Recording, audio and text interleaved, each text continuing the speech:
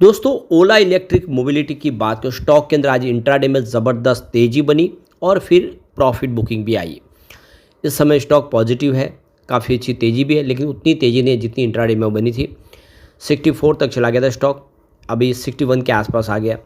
ऐसे में क्या संभावना बन रही है, क्यों यहाँ पे ऊपर के लेवल से बिकवाली देखने को मिल रही है?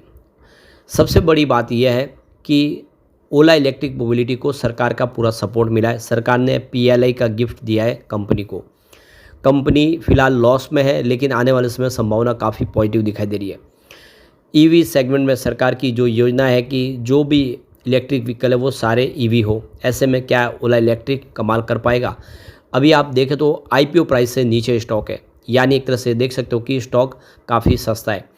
क्या उम्मीद है आगे? क्योंकि स्टॉक जो दौड़ा था वो 150 के ऊपर चला गया था, वो स्टॉक इस समय 60 रुपये के आसपास है, यानी अपने ऊपरी प्राइस से आधी कीमत से भी नीचे स्टॉक है। तो क्या आने वाले इसमें बेहतर कर पाएगा, जानने की कोशिश करेंगे इस वीडियो के माध्यम से। लेकिन फ्रेंड्स, उससे पहले अगर आप पहली बार हमारे चैनल पे आए तो चैनल को सब्सक्राइब कर दीजिए, एक बेल आइकॉन दबा दीजिए ताकि जब भी नया वीडियो बने पहला नोटिफिकेशन आपको मिले। वीडियो पसंद आए तो लाइक से ज़रूर कीजिए।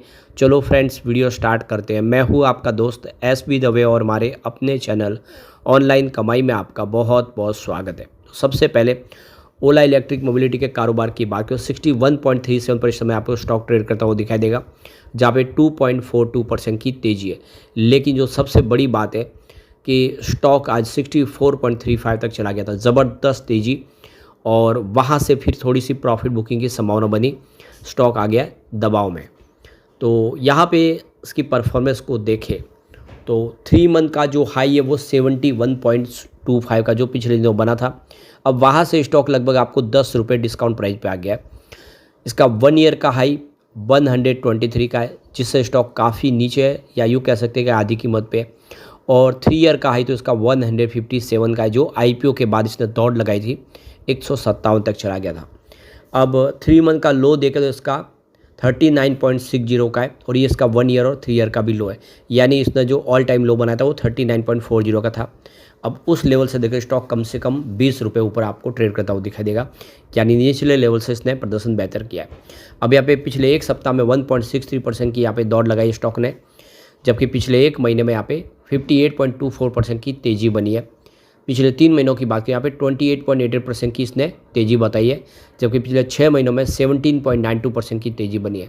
लेकिन पिछले 9 महीनों में 31.17% की गिरावट हुई है। तो पिछले 6 महीनों से इसने बेहतर प्रदर्शन करना शुरू कर दिया है।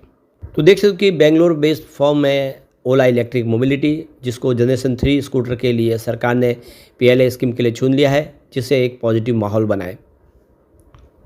तो पिछले 2 ट्रेडिंग सेशन में भारी गिरावट के बाद स्टॉक ने फिर से एक बाउंस बैक तो आज दिया है। आप देख ही सकते हो कि काफ़ी बड़ी गिरावट हुई थी, उसके बाद में ओला इलेक्ट्रिक बेहतर करता हुआ दिखाई दे रहा है, और ओपन ही इसने ग्रीन में की थी 60 रुपीज़ के आसपास, क्लोजिंग फ्राइडे की 59 के आसपास थी, और आप देखें तो वहाँ से इसने बेहतर किया है। फिलहाल स्टॉक अगर आप देखें तो 20 डेज, 50 डे, 100 डे और 200 डे मूविंग एवरेज से ऊपर आपको ट्रेड करता हुआ दिखाई देगा, लेकिन 5 डे के मूविंग एवरेज से नीचे ट्रेड कर रहा है। तो पिछली बार जो तेज़ी का दौर शुरू हुआ, उसके पीछे सरकार ने जो पीएलआई सर्टिफिकेशन प्रोवाइड किया जनरेशन 3 स्कूटर को, जिससे एक पॉजिटिव माहौल बन गया, क्योंकि इससे जो इनकी इनपुट कॉस्ट में काफ़ी कमी आएगी, क्योंकि सरकार 13 से लेकर 18% तक का इनको इंसेंटिव प्रोवाइड करेगी, जिससे इनपुट कॉस्ट घटेगी तो सेल बढ़ने की उम्मीद है, जिससे एक पॉजिटिव माहौल बना। तो ये जो सर्टिफिकेट ग्रांटेड किया गया automotive research association of India की तरफ से, जिसमें इनके जो ऑल 7 मॉडल है, S1 जनरेशन 3 स्कूटर और ओला इलेक्ट्रिक जनरेशन 2, उन सब के ऊपर पीएलआई स्कीम का फ़ायदा मिलेगा। अब एक बार हम इसके शेयर होल्डिंग पैटर्न को देखें तो प्रमोटर ने, सबसे बड़ी बात है कि अपने सारे गिरवी शेयर थे उसको छुड़ा लिया है, ये सबसे बड़ा अचीवमेंट है। तो ऑल प्लेज शेयर रिलीज, ये एक अचीवमेंट है। तो आप देखें तो इससे एक बात इस तरह समझ में आएगी, प्रमोटर अपनी कंपनी में पकड़ मजबूत कर रहे हैं, अपने गिरवी शेयरों को छुड़ा लिया गया। प्रमोटर की होल्डिंग लेकिन यहाँ पे अनचेंज है, जो 36.78% के आसपास है। दूसरी बात यह है कि एफआई और एपीआई ने अपनी होल्डिंग को इंक्रीज़ किया ज़बरदस्त। जून क्वार्टर में 2.89% की होल्डिंग थी, जिसको बढ़ा के 4.47% कर लिया है। यहाँ पे एफआई और एपीआई की संख्या में भी वृद्धि हो गई है, पहले 99 थे, अब जून क्वार्टर में वो 105 हो चुके हैं।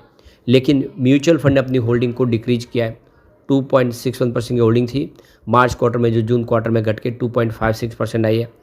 लेकिन अच्छी बात यह है कि म्यूचुअल फंड की संख्या बढ़ चुकी है।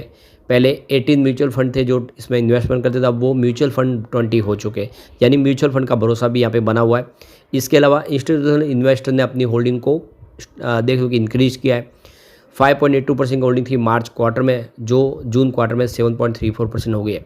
तो एक तरह से एफआई और म्यूचुअल फंड का और इंस्टीट्यूशनल इन्वेस्टर यानी जो डीआई का निवेश सबका बढ़ता हुआ दिखाई दे रहा है। तो भले ही यहाँ पे म्यूचुअल फंड की निवेश कम हुई हो, लेकिन उनकी संख्या बढ़ी है। एक बात तो ये समझ में आ रही है कि अब यहाँ पे निवेश आ रहा है। अब यहाँ पे कुछ बड़े फंड हाउस जो म्यूचुअल फंड जिनका निवेश 1% से ऊपर है, जिनका नाम यहाँ पे शेयर होल्डिंग पैटर्न में शो हो रहा है। तो म्यूचुअल फंड टोटल 2.56% की होल्डिंग, उनकी संख्या 20 है, लेकिन इसमें Mirae asset large and mid cap ने 1.28% का निवेश किया और इसलिए इनका नाम यहाँ पे शेयर होल्डिंग पैटर्न में आ रहा है। इसके अलावा फॉरेन पोर्टफोलियो इन्वेस्टर कैटेगरी 1 में 3.97% की होल्डिंग है, उनकी संख्या 67 है। तो यहाँ पे city group global market Mauritius private limited ने 1.18% का निवेश किया। ये फॉरेन इन्वेस्टर ने काफ़ी बड़ा निवेश किया है। फॉरेन पोर्टफोलियो इन्वेस्टर कैटेगरी 2 में 0.50% की होल्डिंग है, जहाँ पे 9 इनकी संख्या है, और इंश्योरेंस कंपनी की भी 0.26% की होल्डिंग है, उनकी संख्या 4 है। अब एक बार मार्च और जून के रिजल्ट को देखें कि क्या इस बार अचीव किया है। तो देखिए, तो सबसे पहले रिवेन्यू की बात करें। मार्च 2025 में 728 करोड़ का रिवेन्यू था, जो जून 2025 में बढ़ के 896 करोड़ तक पहुंचा। तो एक बहुत अच्छी बात है कि कंपनी का रिवेन्यू बढ़ा है क्वार्टर क्वार्टर बेसिस पे। एक्सपेंसेस की बात तो 1306 करोड़ का खर्च था मार्च क्वार्टर में, जबकि जून में 1065 करोड़ का खर्च हुआ। यही सबसे बड़ी जीत है, क्योंकि रिवेन्यू बढ़ा है लेकिन खर्च घटा है। यानी हमेशा रिवेन्यू बढ़ता तो सामने खर्च भी बढ़ जाता है, यहाँ पे उलट हुआ है। रिवेन्यू तो अच्छा खासा बढ़ा है, लेकिन खर्च में बहुत ज़बरदस्त कटौती हुई है। यही एक तरह से जो रणनीति है वो आने वाले में कंपनी को ऊंचाई पे लेके जा सकती है।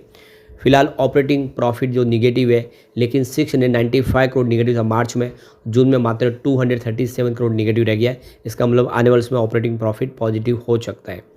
अदर इनकम 117 करोड़ के आसपास थी मार्च 2025 में, जून में ये 68 करोड़ के आसपास थी। अदर इनकम में कमी आई है। एबिटाडा -578 करोड़ था मार्च 25 में, जो जून में -1.69 करोड़ रहा है।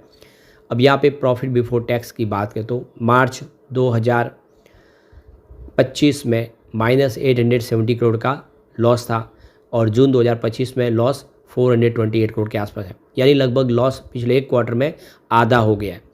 तो लॉस धीरे धीरे कम हो रहा है, कंपनी प्रॉफिट में आने की उम्मीद जगने लगी है, रेवेन्यू बढ़ने लगा है। ये बातें साबित कर रही है कि ओला इलेक्ट्रिक के अच्छे दिन आ सकते हैं। टोटल एसेट में वृद्धि हुई है। मार्च 2024 में 7,735 करोड़ के आसपास था, जो मार्च 25 में 11,075 करोड़ तक पहुंचा। तो कंपनी का एसेट बढ़ा है। कैश फ्लो में अच्छी खासी रिक्वायरमेंट जो है वृद्धि हुई है। मार्च 2024 में -179 करोड़ के आसपास था, यानी नेट कैश फ्लो निगेटिव था, लेकिन इस बार मार्च 25 में 174 करोड़ पॉजिटिव हुआ है। इसकी रेटिंग में अच्छा खासा सुधार हो गया है। मास्टर रेटिंग 5 स्टार में से 4 स्टार की रेटिंग है, जो बहुत ही ज़बरदस्त है। EPS स्ट्रेंथ इसकी कमज़ोर है, क्योंकि 5 स्टार में से मात्र 2 स्टार की ही रेटिंग दिखाई दे रही है। लेकिन बायर डिमांड के मामले में स्टॉक एकदम ज़बरदस्त है, क्योंकि यहाँ पे 5 स्टार में से 4 स्टार की रेटिंग आ रही है। प्राइस स्ट्रेंथ इसकी कमज़ोर है, क्योंकि 5 स्टार में से मात्र 2 स्टार की रेटिंग है। लेकिन ग्रुप रैंक के मामले में स्टॉक कमाल कर रहा है, 5 स्टार में से 5 स्टार की रेटिंग है। ओवरऑल देखें तो ओला इलेक्ट्रिक मोबिलिटी की रेटिंग बहुत अच्छी है, जो इशारा करे कि आने वाले समय ओला इलेक्ट्रिक बेहतर कर सकता है। लेकिन फ्रेंड्स, कोई भी इन्वेस्टमेंट करने से पहले अपने फाइनेंशियल एडवाइजर से एडवाइस ले ले या अपना खुद का रिसर्च करें, क्योंकि मैंने वीडियो आपके एजुकेशनल पर्पज़ के लिए ही बनाया। वीडियो पसंद आए तो लाइक से जरूर कीजिए और चैनल को सब्सक्राइब कर दीजिए। Thank you friends.